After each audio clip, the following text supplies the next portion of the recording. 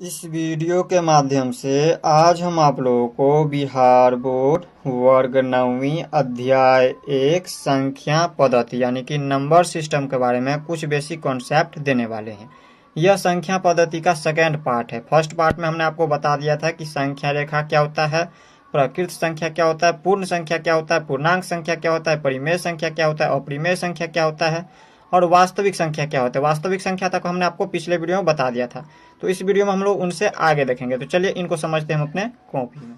तो यहाँ पर देखिए अध्याय 1 वर्ग है 9वीं और हमें समझना है संख्या पद्धति यानी कि नंबर सिस्टम के बारे में।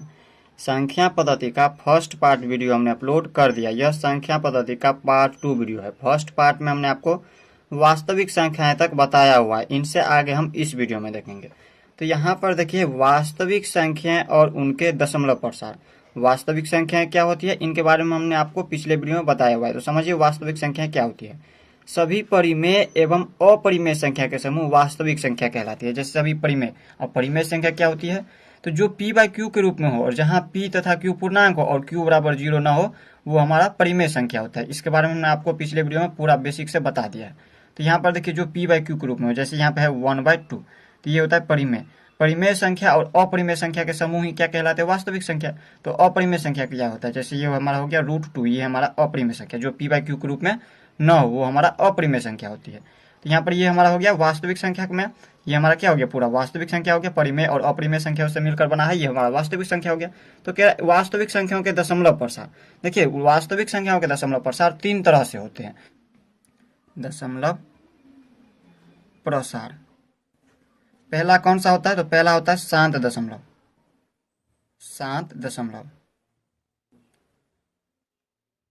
इसी तरह से यहाँ पे दूसरा होते हैं अनवसानी आवर्ती। सभी को समझाएंगे, पहले इसमें लिख देते हैं अनवसानी आवर्ती। और तीसरा होते हैं अनवसानी अनावर्ती।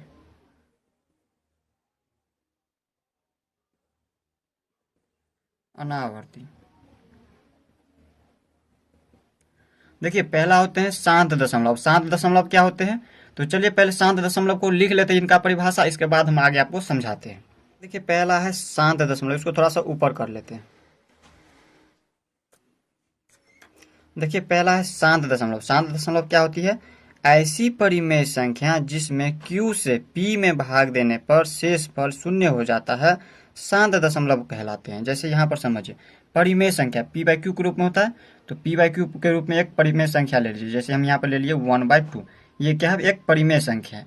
तो यहाँ पर क्या कह रहा है, यहाँ पर q से p में भाग देने पर p कौन सा होता है और q कौन सा होता है, ऊपर वाला होता है p और नीचे वाला होता है q। तो इस q से यानी कि 2 से, इस 2 से हम अगर 1 में भाग दें, p में भाग दें, p यहाँ पर कितना है, 1 है, तो 1 में अगर हम भाग दें, यहाँ पर भाग देने पर शेषफल इनका शून्य प्राप्त हो, तो ये हमारा शांत दशमलव कहलाएगा। जैसे यहाँ पर समझिए, इसमें हम यहाँ पर 2 से हम 1 में भाग देंगे तो नहीं लगेंगे, तो हम क्या करेंगे, अपना मन से शून्य लगाएंगे। यहाँ पर क्या लगाएंगे, इसका मतलब ये नहीं कि शून्य की जगह पर हम 1 लगा दे, 2 लगा दे।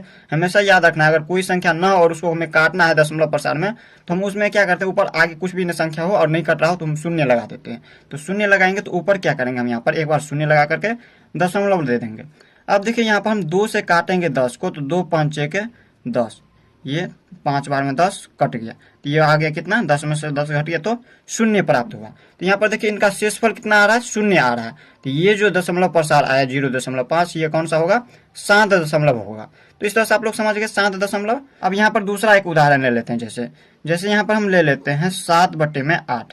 अगर यहाँ पर दिया है 7/8 और इसको हमें काटना है, अगर यहाँ पर इसका शेषफल शून्य प्राप्त होगा, अगर q से हम p में भाग देंगे और इसका शेषफल शून्य प्राप्त होगा, तो हम कहेंगे ये शांत दशमलव है। जैसे यहाँ पर इसको हम भाग दे करके देख लेते हैं, q से, ये है q और ये है p, तो 8 से हम क्या करेंगे, 7 में भाग देंगे। 7 में भाग दे करके देख लेते हैं।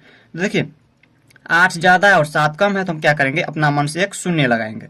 तो शून्य लगाए तो इसके लिए हम यहाँ पर क्या करेंगे, एक शून्य डाल करके दशमलव लगा देंगे। अब इसको थोड़ा सा ऊपर कर लेते हैं। तो यहाँ पर हम क्या करेंगे इसमें, तो यहाँ पर देखिए 8 से अब लगाएंगे 70 में भाग, तो यहाँ पर 8 8 का 64, 70 तो है नहीं 8 की पहाड़ा में, तो उससे कम है 64 8 बार में, तो यहाँ पर लगा दिया 64। 70 में से 64 को घटाएंगे तो कितना आ जाएगा, यहाँ पर 6 आ जाएगा। अब क्या करेंगे, फिर से अपना मन से शून्य लगाएंगे। इसका मतलब ये नहीं कि अपना मन से शून्य ले रहे हैं तो इसका मतलब कुछ भी हम ले सकते हैं। हमेशा याद रखना है, काटने के लिए हम हमेशा शून्य ही लेंगे। तो यहाँ पर ये शून्य। अब फिर से यहाँ पर 8 सत्ते के 56, 60 नहीं है तो उससे कम है 56 8 के पारा में। तो 8 सत्ते के 56, इसमें देखिए यहाँ पर 60 में से हम 56 को घटाएंगे तो यहाँ पर हो गया 4। अब अपना मन से फिर से एक शून्य लगा लीजिए। तो यहाँ पर देखिए 8 पच्चे के 40, 8 पंचे के 40, ये पूरा पूरी अब कट चुका है। ये पूरा पूरी देखे तो कट चुका है। शेषफल इसका शून्य प्राप्त हो रहा है। शेषफल क्या आ रहा है, शून्य आ रहा है। तो ये जो हमारा दशमलव प्रसार, ये हमारा कौन सा होगा, 7 दशमलव होगा। तो इस तरह से आप लोग समझ गए होंगे 7 दशमलव क्या होता है। अब देख लेते हैं दूसरा है क्या, अनवसानी आवर्ती। दूसरा नंबर है अनवसानी आवर्ती। अनवसानी आवर्ती, अनवसानी का मतलब होता है अशांत, आवर्ती यानी कि बार बार जो आ रहा है।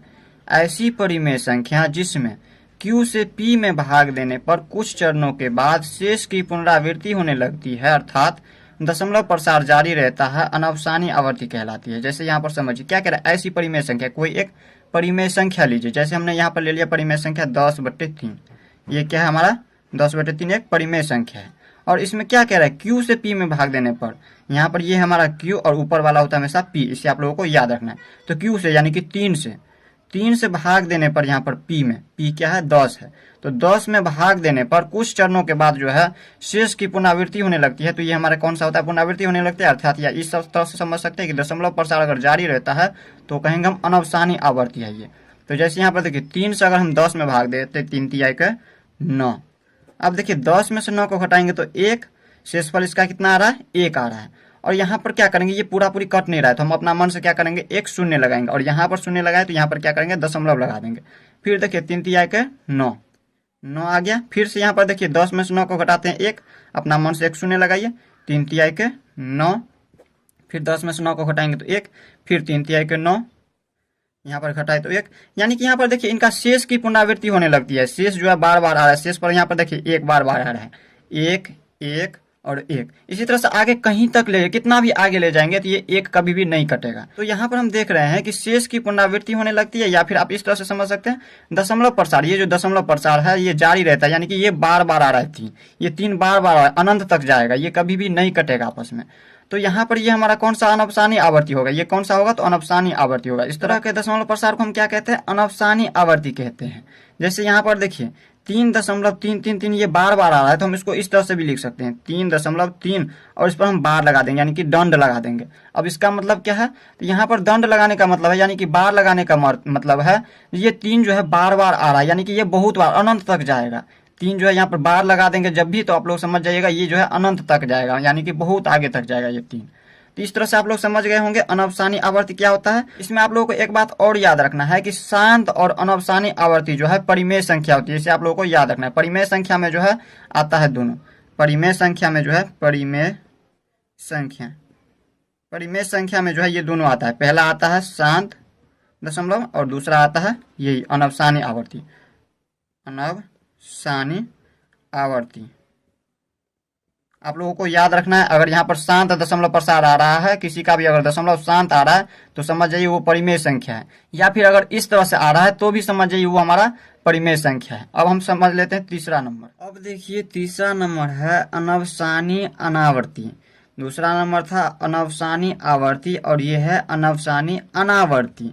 अनवसानी यानी कि अशांत अनावर्ती। अपरिमेय संख्याओं का दशमलव प्रसार अनवसानी अनावर्ती होती है, इसे आप लोगों को याद रखना है। कौन सी यहाँ पर संख्या दिया हुआ है, अपरिमेय संख्या होगा। अपरिमेय संख्या जैसे कोई ले लीजिए जो p/q के रूप में न हो, वो हमारा होता है अपरिमेय संख्या, जैसे √2 है।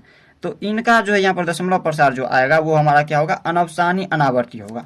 जैसे यहाँ पर देखिए यहाँ पर जो है जो √2 का यहाँ पर देखिए इसका दशमलव प्रसार देखिए, दशमलव देखे तो यहाँ पर देखिए ये हमारा अनवसानी अनावर्ती है। यहाँ पर देखिए कभी भी ये दशमलव देखिए 1.4142, यहाँ पर देखिए कोई भी संख्या ऐसा नहीं है जो बार बार आए। जैसे यहाँ पर अगर हमें इस तरह से रहता 414 के बाद फिर से आता 414 414, तो हमारा ये होता, हमारा क्या होता, अनवसानी आवर्ती होता। लेकिन यहाँ पर देखिए तो कोई भी संख्या एक जैसे दोबारा नहीं आ रहा है। देखिए यहाँ पर 414 नहीं आया, फिर 2 1 3 5 6 2, यानी कि अलग अलग संख्या बार बार आ रहा है, एक ही संख्या बार बार नहीं आ रहा है। तो इस तरह की संख्या को हम क्या कहते हैं, अनवसानी अनावर्ती कहते हैं। ये हमारा अपरिमेय संख्या होती है।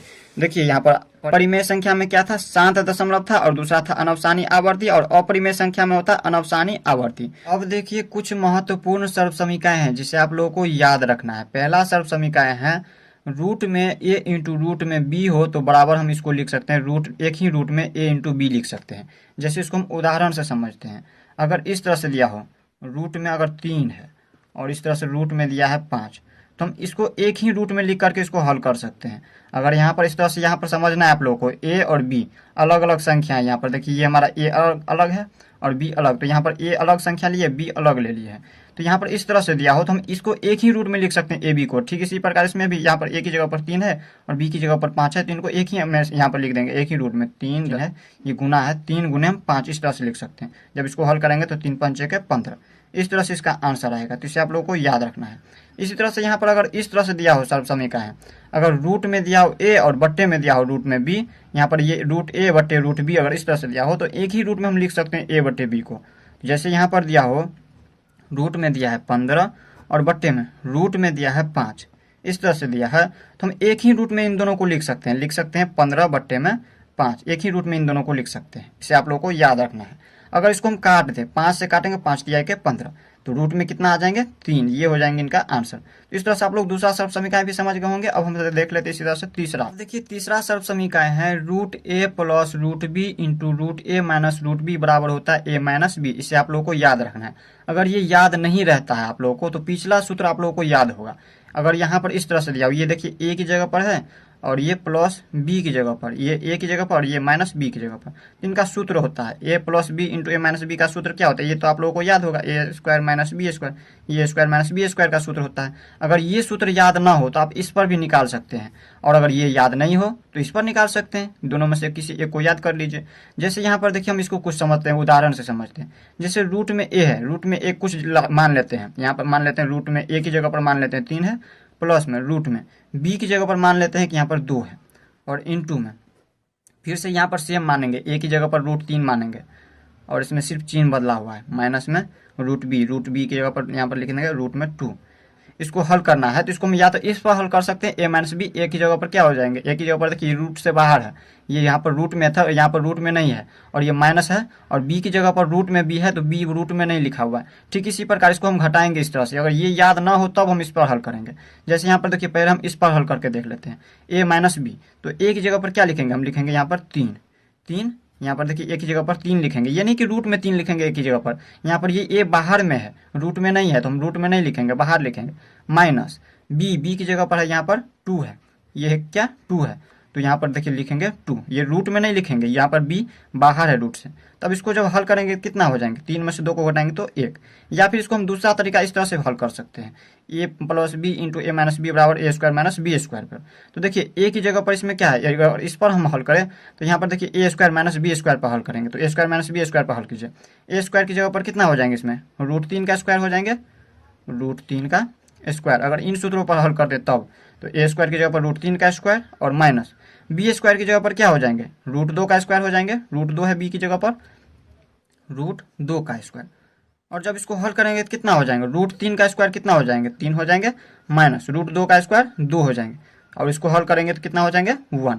अब कहिएगा यहाँ पर रूट 3 का स्क्वायर 3 कैसे होता है, तो इसे आप लोग को याद रखना है। जैसे यहाँ पर रूट 3 है तो रूट 3 को हम इस तरह से लिख सकते हैं, स्क्वायर है इसका तो रूट 3 गुने रूट 3, और ये हमें पता है ए बी हमें पता है, जब रूट में अलग अलग रूट में हो तो हम इसको एक ही रूट में लिख करके गुना कर सकते हैं। 3 इंटू 3 बराबर, इसको गुना करेंगे तो 3 तिया के 9 हो गया।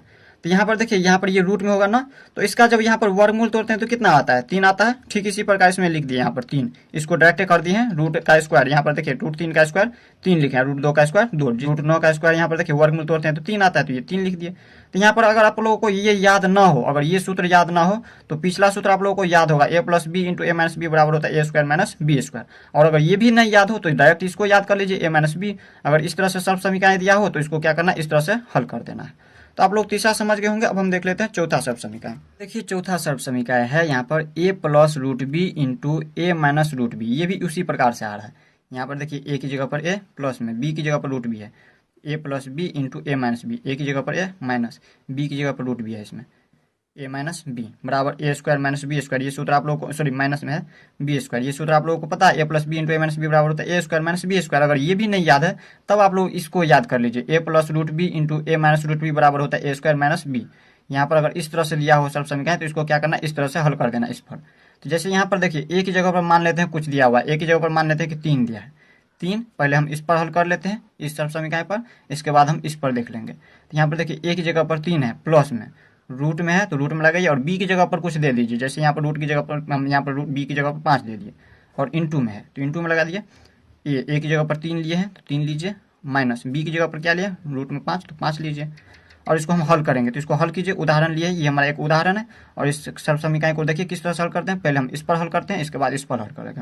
यहाँ पर देखिए ए स्क्वायर माइनस बी, एक ही जगह इसमें कितना लिए हैं 3 लिए हैं तो यहाँ पर लिखेंगे 3 का स्क्वायर, 3 का स्क्वायर और यहाँ पर माइनस का चिन्ह है तो माइनस का चिन्ह लगाइए। जब इस तरह से दिया हो, जब इस तरह से देखिए ये इस तरह से दिया है तो इसको हम इस तरह से हल करेंगे, इस पर हल करेंगे। तो देखिए यहाँ पर लिख देंगे ए की जगह पर 3 का स्क्वायर और यहाँ पर माइनस का चिन्ह तो माइनस का चिन्ह और बी की जगह पर यहाँ पर देखिए बी जो है रूट से बाहर, इसमें देखिए रूट में है बी लेकिन इसमें रूट से बाहर है बी, तो यहाँ पर हम इसमें रूट में नहीं देंगे, डायरेक्ट रूट से बाहर करके लिखेंगे बी को, 5 लिख देंगे डायरेक्ट, रूट में नहीं लिखेंगे 5 को क्योंकि यहाँ पर रूट से बाहर है बी, तो ऐसे लिख देंगे। अब इसको जब हल करेंगे तो कितना हो जाएंगे 3 का स्क्वायर 9, इसको ऊपर कर लेते हैं, पीछे या का चिन्ह लगाइए, बराबर 2 बार नहीं लिखते हैं। तो यहाँ पर क्या करेंगे, जब यहाँ पर अगर इसी तरह से और आगे बराबर लिखना चाहे तो हम क्या करेंगे पीछे या का चिन्ह लगा देंगे, एक बार पीछे या का चिन्ह लगाइए और इसके बाद जितना बराबर आगे लिखना चाहे उतना लिख सकते हैं। तो यहाँ पर देखिए 3 का स्क्वायर 9 माइनस 5 है तो 5 बराबर लिख सकते हैं, 9 में से 5 को घटाएंगे तो 4। तो देखिए पहला तरीका से हमने इस पर जब यहाँ पर इन सर्व समीकरण से जब हल किया तो 4 आया और दूसरा सर्व समीकरण हमें पता है ए माइनस बी इंटू ए प्लस बी या फिर ए प्लस बी इंटू ए माइनस बी बराबर होता है ए स्क्वायर माइनस बी स्क्वायर। इस पर अगर हल करना चाहे तो इस पर भी कर सकते हैं। देखिए ए स्क्वायर की जगह पर यहाँ पर क्या है, ए की जगह पर ये है और बी की जगह पर ये, ए की जगह पर ये, बी की जगह पर, तो ए स्क्वायर की जगह पर यहाँ पर क्या होगा 3 का स्क्वायर, 3 का स्क्वायर हो जाएगा, माइनस का चिन्ह तो माइनस का चिन्ह और बी स्क्वायर की जगह पर क्या है रूट 5 का स्क्वायर, रूट 5 है बी की जगह पर तो रूट 5 का स्क्वायर। और जब इसको हल करेंगे तो कितना हो जाएंगे 3 का स्क्वायर कितना हो जाएंगे 9 हो जाएंगे और यहाँ पर देखिए रूट 5 का स्क्वायर करेंगे तो कितना हो जाएंगे 5 हो जाएंगे।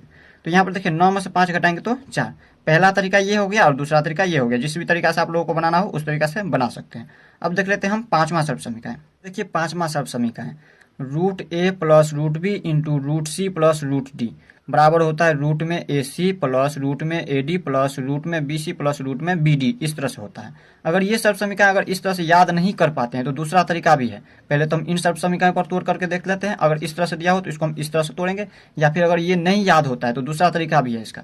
तो जैसे यहाँ पर देखिए इसको हम हल करते हैं, इसमें हम कोई उदाहरण ले लेते हैं, रूट ए की जगह पर कुछ ले लीजिए, यहाँ पर रूट ए की जगह पर ले लेते हैं 2, रूट में 2 प्लस में बी, रूट बी की जगह पर यहाँ पर हम ले लेते हैं कुछ 3 ले लीजिए, 3 ले लिए, क्वेश्चन में बंद है क्वेश्चन में बंद कीजिए।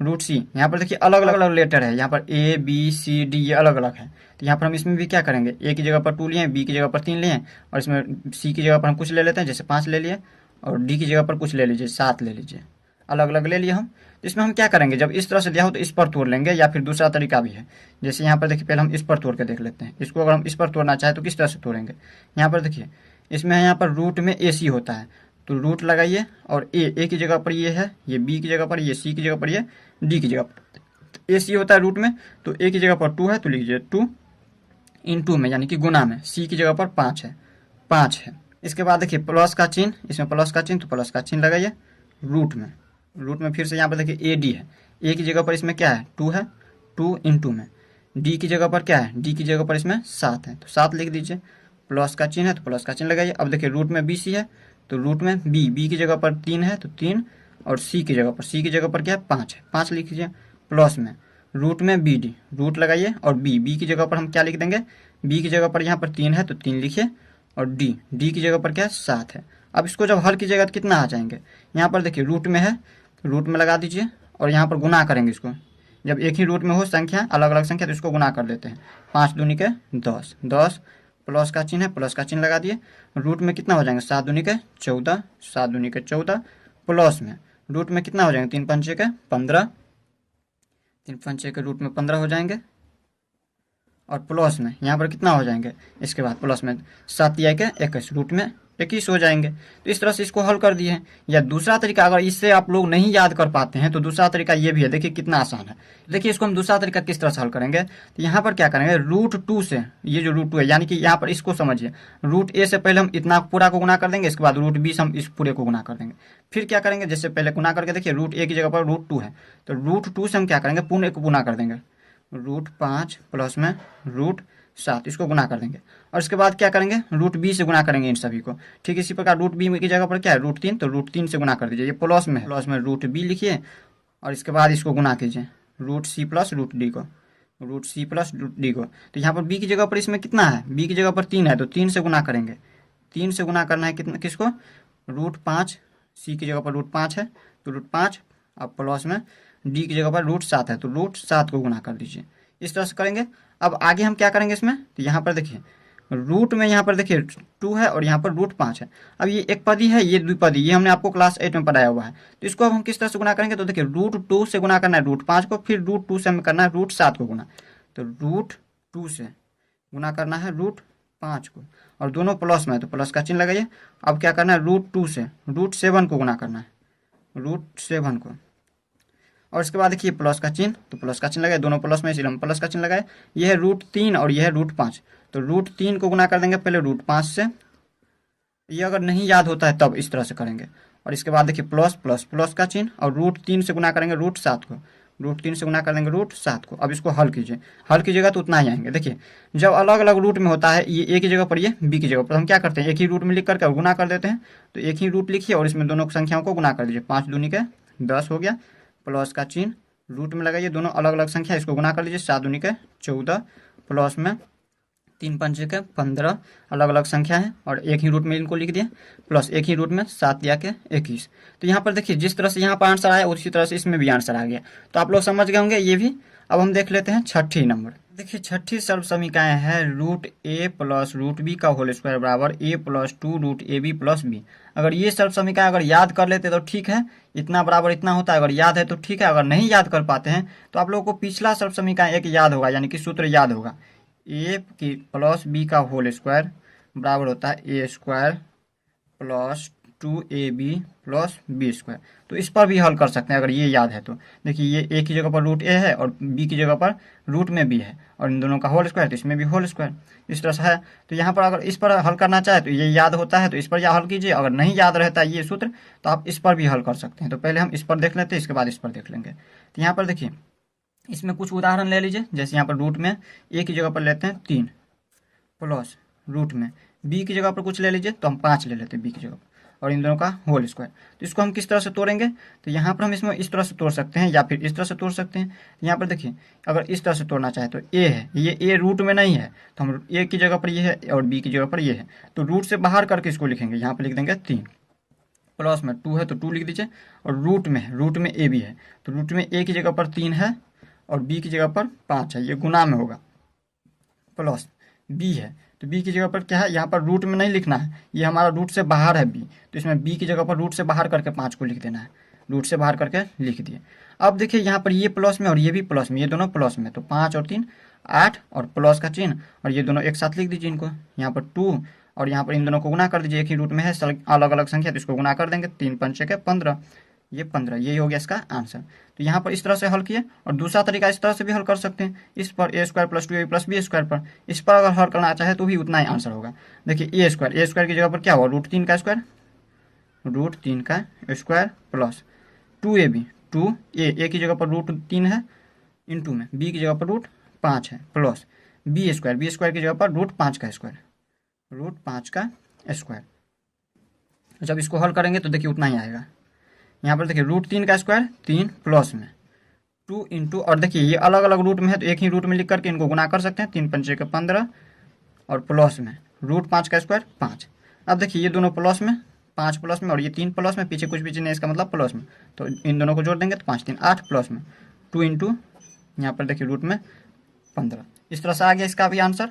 इस तरह से यहाँ पर जिस तरह से चाहे उस तरह से हल कर सकते हैं। तो इस तरह से हमने 6 सर्व समीकरण देख लिया। अब हम देख लेते हैं इनसे आगे। अब देखिए लास्ट है वास्तविक संख्याओं के घातांक नियम। अब हम समझते हैं वास्तविक संख्याओं के घातांक नियम के बारे में। देखिए वास्तविक संख्याओं के घातांक नियम अगर इस तरह से दिया हो, a की घात p इंटू क्यू, a की घात q, अगर इस तरह से दिया हो, देखिए नीचे वाले को हम कहते हैं आधार, ये जो a है ये आधार हो गया दोनों में, ये दोनों a है तो ये दोनों आधार हो गया, और ऊपर वाले को, ये जो उसके ऊपर होता है उसको हम घातांक या घात बोलते हैं। इसी को हम क्या बोलते हैं, घात या फिर घातांक बोलते हैं। जब इस तरह से दिया हो तो हम इसको इस तरह से लिखते हैं, a की घात p प्लस क्यू। आधार को एक बार लिख देते हैं और इन घात को क्या करते हैं, जोड़ देते हैं। जैसे इसको उदाहरण से समझते हैं। अगर यहाँ पर दिया हो a की जगह पर कुछ ले लीजिए संख्या, जैसे यहाँ पर ले लिए a की घात, a की जगह पर यहाँ पर ले लिए a की घात ले लेते कुछ 2 इंटू में। फिर देखिए आधार, ये आधार है, आधार एक ही समान रहना चाहिए। देखिए दोनों में आधार अगर समान रहे तब जाकर के हम इसको हल करते हैं इस तरह से, और इनकी घात अलग अलग हो। तो यहाँ पर देखिए जब इनकी आधार समान हो, जैसे ये दोनों आधार समान था तो एक बार आधार को लिख दिए थे, तो ठीक इसी प्रकार 3 को एक बार लिख देंगे आधार को, और इनकी घातांक या फिर बोल सकते हैं घात को क्या करेंगे, जोड़ देंगे। तो 2 प्लस 3 कर देंगे, 2 प्लस में 3, और जब इसको हल करेंगे तो कितना हो जाएंगे, 3 की घात 3 प्लस 2 या फिर 2 प्लस 3 5 हो जाएंगे। 3 की घात का 5 का मतलब क्या है, तो यहाँ पर देखिए 3 की घात 5 का मतलब है 3 जो है स्वयं से 5 बार गुना हो रहा है, 3 4 5 बार। यहाँ पर देखिए 3 की घात 5 का मतलब है 3 जो है स्वयं से 5 बार गुना हो रहा है, 1 2 3 4 5 बार, और इसको गुना करिएगा तो कितना आ जाएंगे, 3 तिया के 9 तिया के 27 तिया के 81 81 तिया के 243, ये हो गया इसका आंसर। इसी तरह से यहाँ पर है दूसरा घातांक नियम समझिए। अगर इस तरह से लिया हो a की घात p और इसके घात q, देखिए यहाँ पर a की घात में है और इसके भी घात में है ये, तब हम क्या करते हैं, इसके आधार, ये नीचे वाला आधार होता है तो आधार पे एक बार लिख देते हैं, और इन दोनों घात को हम क्या करते हैं, गुना कर देते हैं आपस में। जैसे इसको उदाहरण से समझिए। अगर यहाँ पर इस तरह से दिया हो, आधार की जगह पर 3 ले लेते हैं और p की जगह पर मान लेते हैं कुछ ले लेते हैं 2 ले लेते हैं, और इन सभी का घात में मान लेते हैं 3 है। तो इसको हम किस तरह से लिखेंगे, यहाँ पर देखिए आधार को एक बार वैसे ही लिख देंगे और इन दोनों घात को हम क्या करेंगे, गुना कर देंगे। 3 को 2 से गुना कर देंगे, 3 दूनी के 6, और 3 की घात 6 का मतलब क्या है, 3 जो है स्वयं से 6 बार गुना हो रहा है। तो इस तरह से आप लोग ये समझ गए होंगे दूसरा नंबर। अब देख लेते हैं तीसरा नंबर। अब तीसरा समझिए, तीसरा घातांक नियम समझिए। अगर इस तरह से लिया हो a की घात p बट्टे में a की घात q, तो हम क्या करते हैं, आधार को, ये दोनों नीचे वाला क्या होता है, हमेशा आधार होता है, तो आधार को एक बार लिख देते हैं और इनके ऊपर वाले घात में से नीचे वाले घात को क्या करते हैं, घटा देते हैं। p में से हम q को घटा देंगे। जैसे इसको उदाहरण से समझिए।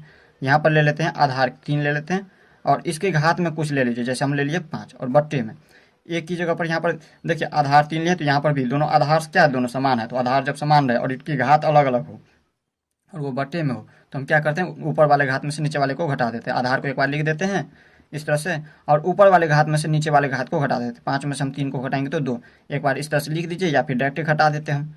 5 में से 3 को घटाएंगे तो 3 की घात 3 हो जाएंगे, और 3 की घात 3 का मतलब होगा 3 जो है स्वयं से 3 बार गुना हो रहा है। 3 तिया के 9 तिया के 27 का आंसर हो गया। अब इसी तरह से यहाँ पे है चौथा, यहाँ पर घातांक नियम हो गया। अगर इस तरह से दिया हो a की घात p गुने p की घात p, तो हम क्या करते हैं, इन दोनों के आधार को हम क्या करते हैं, गुना कर देते हैं। देखिए जब दोनों के आधार अलग अलग हो और घात अगर समान हो तो हम क्या करते हैं, आधार को गुना कर देते हैं और इनकी घात को वैसे ही लिख देते हैं। जैसे यहाँ पर देखिए, इसको उदाहरण से समझते हैं। अगर मान लेते हैं कि यहाँ पर आधार है इसका 2 3 और गुना में लिखते हैं 2, और इनकी घात समान है, मान लेते हैं कि 3 दोनों का घात है। इस तरह से दिया हो तो हम इसको किस तरह से हल करेंगे, यहाँ पर देखिए इन दोनों के आधार को हम क्या करेंगे, गुना कर देंगे। ये 3 को 2 से गुना कर देंगे, ये a की जगह पर ये b की जगह, 3 दूनी के 6, और इसके बाद क्या करेंगे, इनकी घात को, ये जो घात है इनको वैसे ही लिख देंगे। 3 है तो 3 लिख दीजिए। जैसे 6 की घात 3 का मतलब क्या है, 6 जो है स्वयं से 3 बार गुना हो रहा है। 6 की घात 3 का मतलब क्या है, 6 जो है स्वयं से 3 बार गुना हो रहा है, और 6 को 6 से गुना कीजिए 36, और 36 को फिर 6 से गुना कीजिए तो कितना आ जाएंगे, 36 6 के शायद 216 होता है, तो लिख दीजिए 216। आप लोग गुना करके देख लीजिए कितना होता है। तो यहाँ पर इस तरह से हम लोग चौथा घातांक नियम भी समझ गए। अब पांचवा है, जो पांचवा लास्ट है, इसको आप लोग थोड़ा सा समझ लीजिए पांचवा क्या है। अगर पांचवा इस तरह से दिया हो, a की घात अगर माइनस में m दिया हो तो हम इसको इस तरह से लिखते हैं 1 बट्टे में a की घात m। इसको घातांक को जो है यहाँ पर माइनस में है तो इसको प्लस में लाने के लिए हम क्या करते हैं, 1 और बट्टे में इसको कर देते हैं, इसको बट्टे में लिख देते हैं। या फिर इस तरह से दिया हो और इसको ऊपर ले जाना हो तो ये माइनस में आ जाएगा। जब इस तरह से यहाँ पर दिया हो तो इस तरह से होगा, और जब इस तरह से दिया हो तो इस तरह से होगा। तो इसे आप लोग हमेशा याद रखना है। तो इस तरह से हमने यहाँ पर संख्या पद्धति का जितना भी कॉन्सेप्ट था हमने सब कुछ दे दिया है। तो मिलते हैं नेक्स्ट में, तब तक के लिए गुड बाय।